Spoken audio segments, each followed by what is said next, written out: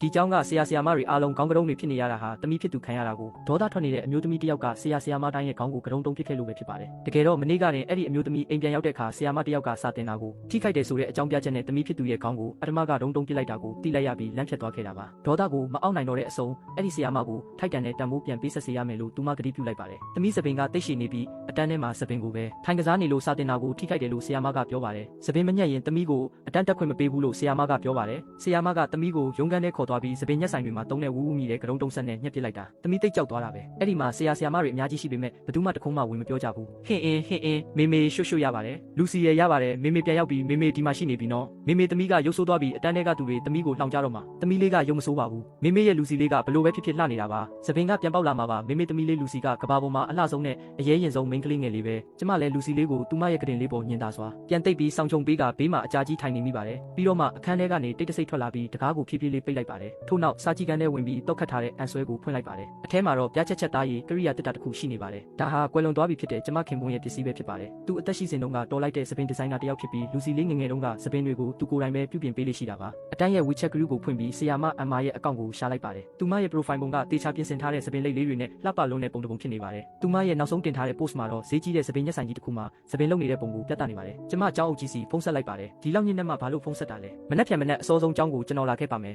ရှင့်အပြင်ဆရာမအမပါအဲ့ဒီမှာရှိနေဖို့မျှော်လင့်ပါတယ်ပြီးတော့တစ်တာတဲ့ကအပားဆုံးနဲ့အထက်ဆုံးရိတ်ထားကိုထုတ်လိုက်ပါတယ်ဓာသွားကအေးဆက်ဆက်အယောင်တောက်မှုနဲ့တူလက်ခနဲ့ဖြစ်သွားပါတယ်ကျမဓာသွေးကြောက်တစ်ခုကိုရှာပြီးပကံလုံးအသေးလေးနဲ့ရေတဝက်ထဲကထမင်းစပွဲမှာထိုင်ပြီးနောက်သတင်းပေါက်ကဖြာချနေတဲ့မိန်ပြအလင်းရောင်အောက်မှာဓာတ်ကိုဖြည်းဖြည်းချင်းတွေးပါတော့တယ်ဘသူကမှသမီးကိုထပ်ပြီးအနိုင်ကျင့်ခွင့်မပေးတော့ဘူးလို့လူစီလေးကိုကျမကတိပေးခဲ့ပါတယ်မနှက်ပြန်ကြရင်ဒီတွေးထားတဲ့ရိတ်ထားကိုအကြောင်းယူသွားပြီးဆရာမအမနဲ့ထိတ်တိုက်ရင်ဆိုင်ရမှာပါဒီနေ့ကစပြီးဘသူမှသမီးကိုဒီလိုမျိုးထပ်ပြီးမခံစားရစေရဘူးလို့မေမေကတိပေးတယ်နော်အိပ်ပျော်နေတဲ့သမီးလေးနိုးသွားမှစိုးရိမ်တာကြောင့်ကျမဖြည်းဖြည်းချင်းထွက်လိုက်ပြီးလှည့်ထွက်ကသမီးအတွက်မနှက်စာပြင်ဖို့မိဖို့ကြောင့်လည်းဝင်ခဲ့ပါတယ်အဲ့ဒီမနှက်စာဟာသမီးလေးအတွက်နှွေးထွေးမှုဖြစ်စေပြီးကျမအတွက်တော့ခွန်အားတစ်ခုဖြစ်စေခဲ့ပါတယ်သမီးလေးထရမဲ့အချိန်ရောက်ပြီနော်ဒီနေ့ကျောင်းသွားရမယ်လေမေမေသမီးကျောင်းမသွားချင်ဘူးလူစီကကျမကိုကြည့်လိုက်ပါတယ်မေမေပြောတာနားထောင်စမ်းပါပထမအချက်ကသမီးဘာမှအမှားမလုပ်ခဲ့ဘူးမှားတာကသမီးရဲ့စပင်ကိုခွင့်ပြုချက်မရှိဘဲညှက်ပစ်လိုက်တဲ့အဲ့ဒီဆရာမပဲသူမဟာခွင့်မလွတ်နိုင်တဲ့အမှားတစ်ခုကိုလုပ်ခဲ့တာဒုတိယအချက်ကစပင်ဆိုတာပြန်ပေါက်လာနိုင်ပါတယ်ဒါပေမဲ့သမီးရဲ့ရဲရင်မှုသမီးရဲ့အပြုံးနဲ့သမီးနှလုံးသားထဲကပျော်ရွှင်နေတဲ့လူစီလေးကိုတော့သူတစ်ပါးရဲ့အမှားကြောင့်ပုံကွယ်မသွားစေရဘူးသမီးပုံနေလေးအနိုင်ကျင့်တဲ့သူတွေကပိုပြီးပျော်လေးဖြစ်မှာတရအချက်ကဒီနေ့မေမေသမီးနဲ့အတူကျောင်းကိုလိုက်ခဲ့မယ်တစ်ချိန်လုံးသမီးနားမှာပဲမေမေရှိနေပေးမှာပါအန်နာရဲ့သမီးဟာဘသူမဆိုအနိုင်ကျင့်လို့ရတဲ့သူမဟုတ်ဘူးဆိုတာကို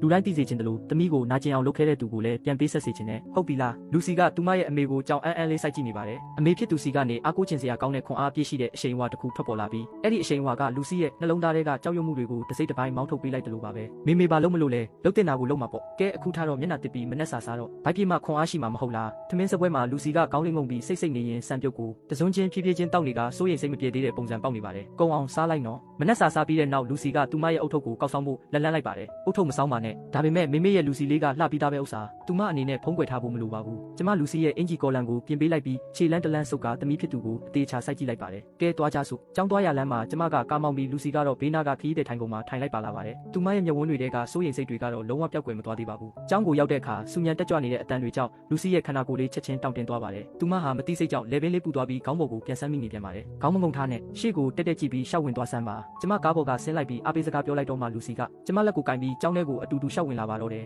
ကျောင်းထဲကိုဝင်လိုက်တာနဲ့တူတူပြောတဲ့တွေကအရက်မျက်နှာအတီးတီးကနေဒီရေလိုမျိုးအလူရက်ထွက်ပေါ်လာပါတယ်ဟိုကောင်မလေးကိုကြည်စမ်းပါအောင်အလိုလေးဖျားရည်သူမစမင်ကဘာဖြစ်တာလဲနေမကောင်းလို့လားကီမိုအန်တာလားကျမလည်းလူစီလက်ကိုဆွဲပြီးကျောင်းတကားဝါကနေဖြတ်ကျော်ကရှေ့မျက်နှာစာဝင်းကိုကြော်ပြီးစာတင်ဆောင်ရှိကကွင်းပြင်ကြီးစီကိုရှောက်သွားခဲ့ပါတယ်အတန်းတော်တော်များများကတော့စုံနေကြပါပြီကျောင်းသားကျောင်းသူတွေဟာယူနီဖောင်းတေသက်စွာဝတ်ဆင်ထားပြီးတနင်္လာနေ့မနက်နိုင်ငံတော်အလံလေးပြုပွဲအတွက်တန်းစီနေကြတာပါစူညံနေတဲ့အမိတ်ပေးတန်တွေရေမောတန်တွေနဲ့စကားပြောတန်တွေအားလုံးရောပြောနေပြီးကျောင်းဝင်းတစ်ခုလုံးကိုတက်ဝင်လှုပ်ရှားစေပါတယ်ဒါပေမဲ့အဲ့ဒီတက်ကြွမှုတွေကကျမလုံသားတွေကဒေါ်သမီးကိုတော့မငြိမ်သက်နိုင်ခဲ့ပါဘူးသမီးလေးကိုနာကျင်အောင်လုပ်ခဲ့တဲ့သူဖြစ်တဲ့ဆရာမအမကိုကျမလိုက်ရှာပြီးမကြခင်မှာပဲသူမကိုတွေးလိုက်ရပါတယ်တတိယတန်းအခန်းနဲ့အတန်းကိုအဖြောက်တန်းစီကြတိုးမပြောကြနဲ့လူစီဟိုတစ်ပင်အောက်မှာမေမေကိုခဏစောင့်နေပြီမလားသမီးလေးကိုနေရာချပေးပြီးတဲ့နောက်ကျမစင်မြင့်စီကိုတက်တက်လျှောက်သွားခဲ့ပါတယ်ကျောင်းအုပ်ကြီးကပထမဆုံးသတိပြုမိသွားသူဖြစ်ပါတယ်မင်္ဂလာပါခင်ဗျာအလံလေးပြုပွဲကစတော့မှာပါကိစ္စတစ်ခုခုရှိလို့လားခင်ဗျာကျွန်တော်ရုံးခန်းထဲမှာအရင်စကားပြောကြရအောင်လေကျမဆရာမအမကိုလာရှာတာပါ ကျောင်းအုပ်ကြီးရဲ့မျက်နှာပေါ်ကအပြုံးဟာချက်ချင်းတောင့်တင်းသွားပါတယ်။ဆီယာမအမ်မာကအခုအလံလေးပြုပွဲကိုဥဆောင်ကျင်းပနေတာပါ။ဒါကတိတ်ကိုအရေးကြီးပါတယ်။အခမ်းအနားပြီးတဲ့အထိကျွန်တော်ရုံးခန်းထဲမှာအရင်ထိုင်ပြီးစောင့်နေရင်ဘယ်လိုလဲခင်ဗျာ။ထဲဆန်းကျောင်းအုပ်ကြီးကမ်းပေးထားတဲ့လက်ဟာလေးထဲမှာတောင့်တင်းသွားပါတယ်။သူ့မျက်နှာဟာညီမြန်းသွားပြီးမှပြာနှမ်းသွားကအရှက်ရမှုတွေနဲ့ပြည့်နှက်သွားပါတယ်။ကျောင်းအုပ်ကြီးလှုပ်လာတဲ့တက်တန်းတစ်လျှောက်လုံးမှာမိဘတစ်ယောက်စီကနေဒီလိုမျိုးအကြည့်ခံရတာအပြောခံရတာမျိုးတစ်ခါမှမကြုံဘူးပါဘူး။ကျမကတော့သူ့ကိုရောနောက်ွယ်ကစူညံတန်တွေကိုပါဂယုမစိုက်ပဲကျောင်းအုပ်ကြီးရဲ့အရှက်ရမှုကိုပါလစ်လူရှာကဆင်မြင့်စီဥတီနေတဲ့လှေကားထစ်တွေပေါ်ကို